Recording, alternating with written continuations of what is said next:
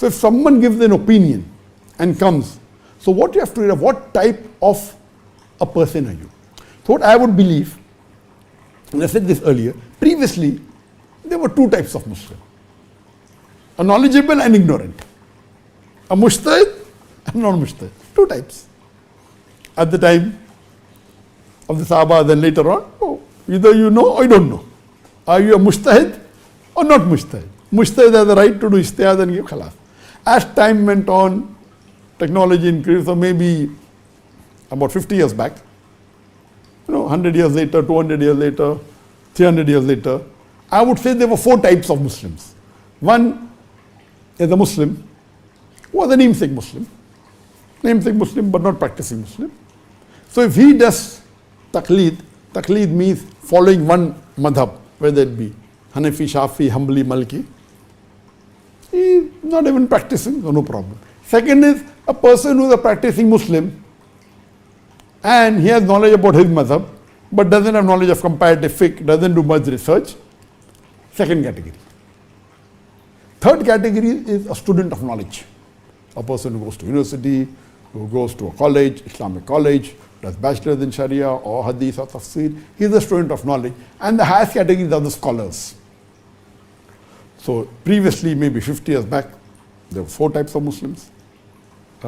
Namesake Muslim, or a Muslim who is and not practicing. Second category, a practicing Muslim, has knowledge about his madhab, may not be aware of comparative fiqh, doesn't do much research. So these first two categories, if they follow any particular school of thought, any particular madhab and stick to it, that's what they should do. Because they don't have knowledge of comparative fiqh.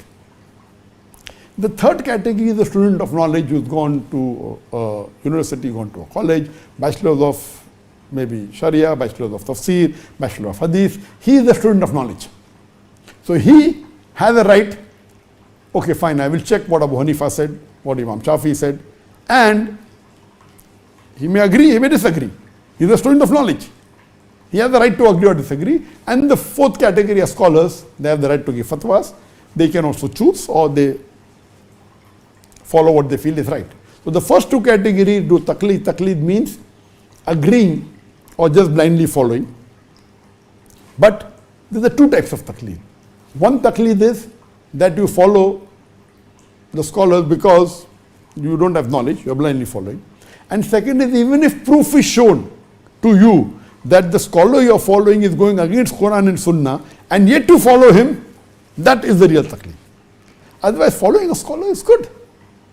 But even after showing proof from Quran and Sunnah and Sahih Hadith, that see what the scholar has said is good, not matching with Quran and Sunnah, and yet to follow blindly, that is what is objectionable, not the other type. So coming back, today the times have changed. So today what I would do, I would classify the Muslim Ummah into 6 categories. There are yet some Muslims or namesake Muslims, may not be practicing Islam, may be doing many haram, they are namesake Muslims. Second category are good practicing Muslims and they know basics of Islam but are not involved in research, don't go on internet, they're happy with what they're doing and they're following what the teacher has taught them and they're continuing. The third category of Muslim may be those Muslims who go on the internet and try and find out and they do more research and they are doing research. The fourth category is those who besides doing research, they are doing extensive research and they are da'is and they talk to non-Muslims and they talk to Muslims and they do Islah and they interact and they do more research and they are doing a lot of research. Maybe they may have more knowledge than person who is doing bachelor's in Sharia. They may have more knowledge than people who are doing bachelor's of Tafsir because they are spending more time. They may not have the degree. So this is the fourth category who have not gone to a formal madrasa but yet have so much knowledge, may have equal or even more, but may not have the formal education. Fourth category. Fifth category is student of knowledge who's got a bachelor's or a master's or a PhD. According to me, one who has a PhD doesn't become a scholar, doesn't become a mujtahid or doesn't become, he's a knowledgeable person. So I would call him a student of knowledge. So those of the dais who come on Peace TV, most of them are students of knowledge. Maybe one or two maybe can come under the scholarly category, but most of them are students of knowledge. They may have bachelor's degree, they may have master's, they may not have master's, but they have done a lot of research, they may have PhD. And the last category are scholars. Today, the scholarly category are very few. According to me, handful, maybe a couple of hundred. If you ask me to name, I can name very few. So scholarly have become very less, unfortunately. So I would say that the first three categories, whose namesake Muslim, or a person who's good practicing Muslim but knows basis of Islam but not more. A third category goes on internet and does the research but is not a da'i. All these three should stick to a madhab. Whether Hanafi, Shafi, Hanbali, Maliki, or you say Ahli Hadith, no, you stick to one. Now one who's going on the internet and doing research, whether Hadith is Sahih or not, okay, what does Hanafi school of thought say, what the Shafi school of thought says, he is yet not qualified to take a decision. So he can find out, okay, fine, I believe in this particular group, I want to follow this. He should follow one particular. He cannot keep on changing. Okay, I follow this fatwa and follow, no, this is wrong. One day he follows the school of Hanafi school of thought, one day Shafi, that is not correct. Because he is yet not qualified to make the decision what is right. But he can make a decision, okay, fine, I believe this is much better than that. So I follow this completely, because previously, unless you don't go to a madrasa, you don't know what is right, what a school of thought says. So now, because internet has become popular, it came in the late 90s. And you have social media now coming, in 2006, 5. So now social media is more prevalent. Facebook is there, YouTube is there. So if you go on this social media, you can find out, okay, what you prefer.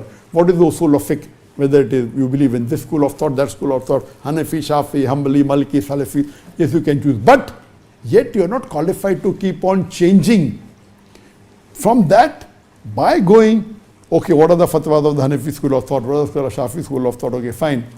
You choose one and stick to one. You are third category. You do research, but you are not qualified to say, okay, one, I will do this, once I'll follow this school of thought, then second school, no, you are not qualified. If you reach the fourth stage, where you have so much extensive research that is better than what you do in the madrasa or the university, then you can become close to the student of knowledge.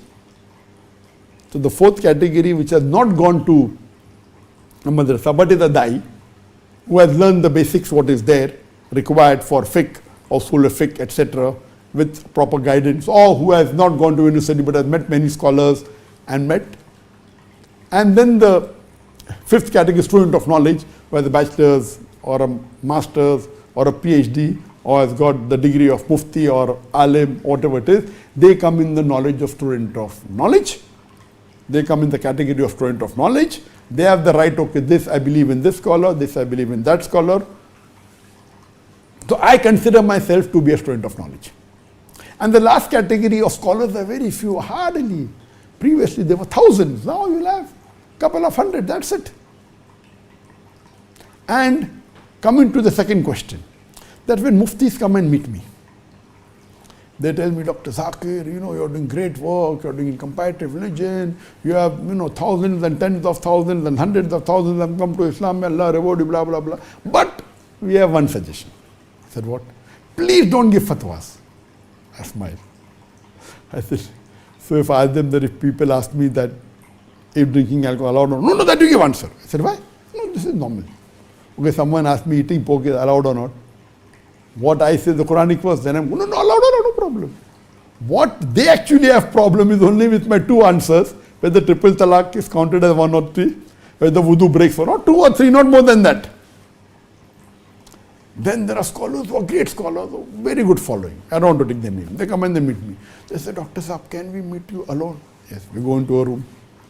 Oh, Dr. Saab, you're doing great work, may Allah reward you, blah, blah, blah, but don't feel bad, etc. You're doing such great work, but why are you giving fatwas? I said, what fatwas I'm giving? No, you should leave fiqh aside, that's not your speciality. Now, how does he know what's my speciality? Does he know my background?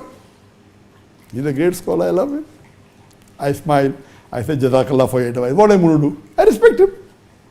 So I said, Jazakallah, Shaykh, may Allah reward you and all. I don't say that I'm going to follow your advice. Because what does he know? Unfortunately, he doesn't know that I've spent more time on comparative religion than medicine. He doesn't know I've spent more time on hadith and fiqh. He doesn't know that. I was born in a Shafi family. So my father was a Shafi from Konkan. There are about 20% Shafis in India, 80% Hanafi in Ahl-Sunnah wal Jamaat. So what I learned as a kid, I was a good practicing Muslim, mashallah, average, 5 times salah, fasting. I would learn that. Mainly Shafi. When I grew up, my father was well connected with most of the religious scholars of different schools of thought, with Hanafi, Shafi, Hanbali, yes, from the Saudi, and even Al Hadith. So I used to interact with a lot of scholars. And among the Hanafi fuqahas, the best I liked and the most intelligent according to me was Maulana Mujahid al-Qasmi. May Allah have mercy on him. He was wonderful. In my starting ages of dawah, maybe in the ending of the 90s, I started dawahs in the 90s, I used to meet him, and he was even the president of the Muslim Personal Law. And he was a great fuqah. According to me, amongst any Indian that I would rate number 1 in Sharia, he was called as Qazi, Mujahidul Islam Qazi. And he was excellent. And I learned a lot from him. A lot. So people don't know that, and I met many Hanafi scholars in India, Ali Mian Nadvi, may Allah have mercy on him, and Maulana Parekh. I sat with them, I discussed with them, and many, many, many. And then, of course, when I started giving international lectures, and I met even Ahl Hadith, so I was mainly a Shafi, what my father was a Shafi, but he was broad-minded. So I interacted with many Shafi scholars, then with Hanafi scholars, then Ahl Hadith scholars in India. Then I started going abroad. I went to Saudi Arabia. I met many scholars. Many. From Saudi Arabia, you want to call them Hanbali, you want to call them Ahl Hadith. Then I met the Maliki scholars from Mauritania, all top. So Allah has blessed me that because of my dawah activities, my lectures became so popular that even though many of the Arabs don't know English, their students said, you should watch Dr. Zakir, and my lectures getting translated. So when they saw my answers, they were very happy. So we discuss. So when I meet these top scholars, they ask me questions on comparative religion, I ask them questions on fiqh. So I studied hadith, and one of my first teachers was Sheikh Zahra Azmin, originally Indian, and I had many. Sat with him for weeks together, discussed about hadith. He was my first teacher in hadith. All top scholars, they were scholars. Then Fa Abdurrahim, Arabic language, and many. So I basically have not gone to any Darul Ulum, but by Allah's grace, I have sat with scholars of fiqh and hadith and tafsir and sharia. Sheikh Abdullah ibn Jibreen, I met Big bin Baz. Some people I met Sheikh bin Baz and spoke only once or twice. For few, some people I spent hours and days with together, some people months together, all these top people. So mashallah, Allah has blessed me that I met with a variety of people, Hanafi, Shafi, Hanbali, Maliki, Salafis, mashallah. Allah has blessed me, and today I have got contacts of most of these people who I meet. I can pick up the phone and call them. If there's a barrier of language, I have my son who can translate. If it's Arabic, some of them speak Arabic and English both, few of them. Wonderful. But these people who come and meet me, whether it be from Pakistan, they don't know my background. So when I ask them, what is the problem? No, why are you giving fatwa? I said, Maulana Sahab, आपको problem है मेरा answer triple talaq के? हाँ, yes, उसके ऊपर. I said, will you say the same thing to the head of the Ahl Hadith in Pakistan?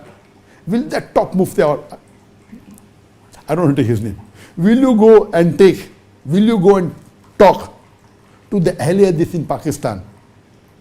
Will you say to Maulana Sajid Mir or Sheikh Sajid Mir that why do you say triple talaq is one? No. Why? And you come and tell me, oh, it's not your field. What do you know what is my field? I am a specialist of logic. I am a specialist for the non-Muslims. I am a specialist for comparative. Yes, that's my takhassus. But I have also studied hadith. I am not a specialist. I am a student of knowledge. So I have a right to choose which I believe is more on the haqq. Never ever have I given any fatwa on my own, never. And from this 25%. As I told you, 15% are general, no one objection. In the 10% in which there is comparative fiqh, I have always given either the view of Hanafi or Shafi, Hanbali, Maliki or Salafi. 90% of the fatwas, they are common. In 10% where they differ, okay, I may agree more with the Salafi, then maybe with the Shafi, then maybe with the Maliki or Hanafi, okay, fine. But I have a right to choose. All my fatwas are belonging to one of these schools of thought. There may be very few in which in my research I may not agree with any of these four schools of thought, neither with the Salafi. There are one or two, very few. But there are some scholars which are yet scholars from this group of, they are not my own fatwas, never. So there are maybe 5 or 6 questions that I've answered, maybe on masturbation, or maybe on very few things, which all the four schools of thought, including Salafi, say it's haram, and I may say it's makruh. I may have the reason, I may quote, then I've quoted the call of Ibn Abbas, I've Ibn Hazm, I've quoted Shawkani, I've quoted the present time among the Kubar ulama, Sheikh Abdullah Mutlaq. So it is not an individual call. Yes, it is not the view of any school of thought. It is not the Jamhur view. It is a minority view. Now, lately, 2 weeks back, there was a Yemeni who had done PhD. And he saw, and he came to know about my view on masturbation. He said, Dr. Zakir, you have said masturbation is makruh? No, it should be mubah. I say it is fard. I know that when I gave this answer, there were many people from Hanafi school of thought, from Shafi school of thought, from Salafi, who said Dr. Zakir is wrong, and I respect them. Because this is not the answer of any one of the schools of thought, neither Salafi school of thought. And even Shaykh al-Islam Ibn Taymiyyah, Nasruddin Albani, Sheikh bin Baz, Sheikh Utaymi, all of them said it is haram. But I give my opinion, I say makruh. Why? It is a question on medical. And I'm a medical doctor, and the full answer is for 25 minutes. Then I give a rebuttal for 55 minutes, both put together 120 minutes, which I don't want to repeat. But I'm trying to tell you that it had all references in the new fatwa. It is by Ibn Hazm, who's mashallah muhaddis, a historian, a faqih, answer given by, he lived maybe more than 1,000 years. Then I gave this reply also given, I named the Sahabas, I gave the name of Tabain, then I gave Ibn Hazm, then I gave the name of Shawkani, was hardly 150 years back. Then I gave the present time who's living, Abdullah Mutlaq. He is from the Kubar ulama. That means I'm not giving my own fatwa.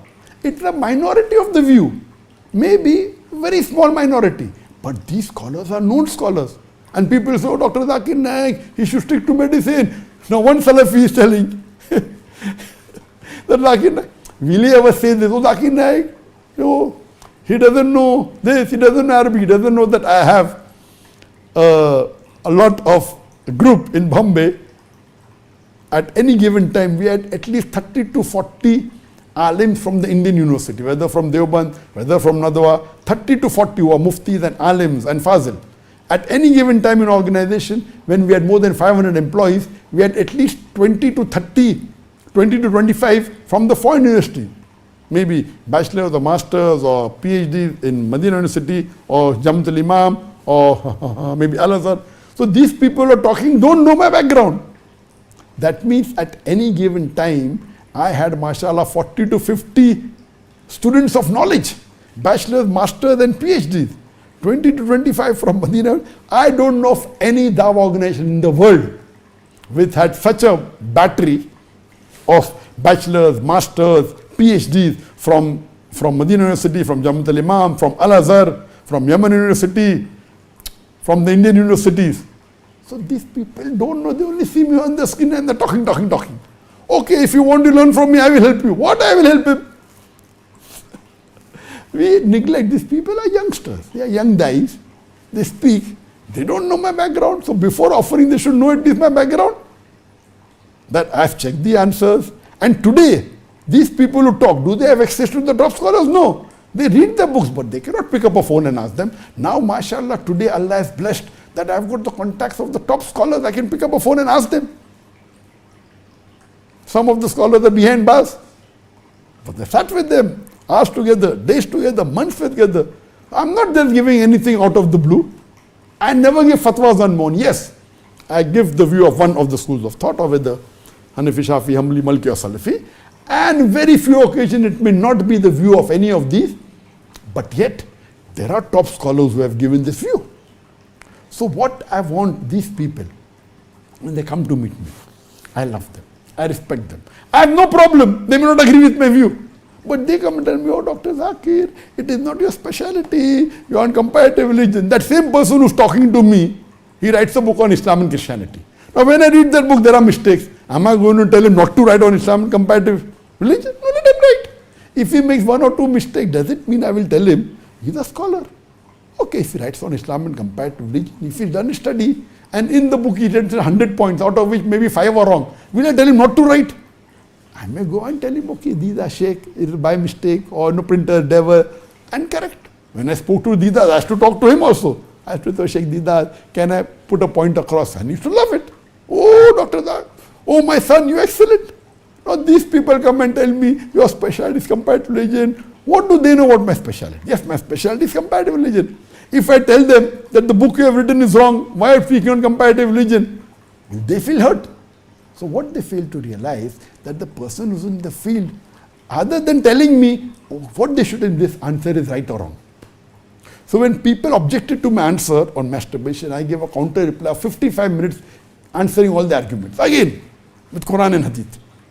And I respect many of my close friends who come on Peace TV. Most of them disagreed, no problem. But they disagreed with respect. Okay, this is the opinion of Bin Baz. We agree with that, no problem. Opinion of Nasir Dalman, no problem. I disagreed with the opinion of Sheikh Uthaymeen, of Bin Baz, of Nasir Dalbani, of Ibn Taymiyyah, Ibn Qayyum. I respect all of them. These are my main. But on one issue, I being a medical doctor, I having some information, I'm quoting. So what I have to realize, that rather than discussing on the issue, coming and meeting me personally and then going and telling out in public, we told Dr. Zakir, now Dr. Zakir Naik will not speak. There was one person who came from Pakistan and we discussed on talaq. And I told them, yes, I'm aware that in Saudi Arabia, there are more than 400 fatwas which says triple talaq is counted as 3. I was shocked. That doesn't mean I agree with that. So, what my mind has broadened, that I may agree with a view which is more authentic, but if it's said by a great scholar and a Muslim follows, inshallah, Allah will accept it. This is the broad-mindedness. And people, when they talk about ikhtilaf, they normally give a very famous incidents of when the Prophet told the people going to Bani Qurayza. And they say that you see to it that you reach Bani Qurayza by Asr and pray Asr there. And we know that famous incidents, I'll just say it in short. And we know that some of the Sahabas, when they could not reach in time, they were late, they prayed before reaching Bani Qurayza. The other said, no, the Prophet said, you reach Bani Qurayza by Asr and pray Asr there. So some of them prayed before because they were late. They said, no, what the Prophet meant was really, we have to reach before there. But that doesn't mean that if we reach late, we should do qaza of the Asr Salah, because doing qaza is haram. So one group said, they prayed. The other group said, no, we'll follow what the Prophet said, we'll pray there only. So in both the groups of Sahabas, they went to the Prophet and they told that one of them said, we wanted to reach, but we were delayed. But the time for Asr came, we didn't want to qaza. And we agreed that you wanted us to reach early, but that doesn't mean that if we reach late, we should not offer Asr, so we prayed Asr. The other group said, no, we followed the instruction, reach in Bani Qurayza and pray Asr. So even though the time for Asr came, we didn't pray, we followed you. So the Prophet said, both are right. Because what was the niyyah? Both of the niyyah was to follow the Prophet. Now one group misunderstood, or rather they thought that the Prophet said, pray in Bani Qurayza Asr, irrespective whether you are late or early. Others thought, no, what the Prophet wanted to tell us, that reach before Asr time and pray Asr there. But that doesn't mean that if you reach late, you don't pray Asr and pray qaza in Bani Qurayza. That's not allowed in Islam. So when the Prophet said, okay, you understood that what I meant was pray in Bani Qurayza Asr, and you did not pray before even the time of, you are right. What you thought? No, reach early, but if you reach late, you pray wherever you are. Both are right. Now, This is usul. So most of the people give this example and they say the way you understand is right. But it doesn't stop there. What I'm asking, what did the Prophet actually mean? Today, what will I do? So if you misunderstand the Prophet and you follow thinking what the Prophet said and you follow that, inshallah, you are right, Allah will give reward. But my question is, what did the Prophet actually mean? So there are scholars who quoted other hadith and realized, and when they asked the Prophet, what they really meant was, of course, the Prophet had clearly said that doing qaza is haram. So what the Prophet actually meant was, he wanted the Sahabas to reach Bani Qurayza before Asr. But that does, and pray Asr there. That doesn't mean that if you are late, you don't pray, because not praying is haram in Islam. Unless if there are certain situations where someone is drowning and you're going to save him, or the house is caught on fire and the Maghrib time is getting over, in this it is accepted. But this was not such a situation. So the scholars, what they say, what the Prophet actually meant was, he wanted the Sahabas to reach early in Bani Qurayza, but that does not mean that if they reach late, they should not offer Asr. This is the true verdict. So what the Prophet actually wanted was, he wanted them to reach early. But if they reach late, that does not mean they don't pray. So the Sahabas who prayed before reaching Bani Qurayza, Asr on time, are correct. But because the other group misunderstood, because they misunderstood and they followed that, even they, Allah will agree with them. But their understanding of the prophets was wrong. So in comparative fiqh, we have to go in detail. Just give this example and stop is not correct. So if you misunderstand, thinking the Prophet said this, and you follow, that's the reason if our understanding is broad. And if one school of thought gives a fatwa, and you realize that my understanding of hadith is no, it is wrong, and they say it is right, then yes, correct, Allah will accept it. If it's wrong, they get one sawab. If it's right, they get two sawab. So meeting great scholars of different, as long as the niyyah is correct, so our vision becomes broader. So traveling after coming to Malaysia, mashallah, my whole, it has changed. Now we are meeting more number of sheikhs, more number of ulamas from all over the world. We are meeting many Muslim politicians, many heads of states. We are discussing. So the life has changed. The impact has changed, mashallah. Allah has blessed that the Facebook has increased.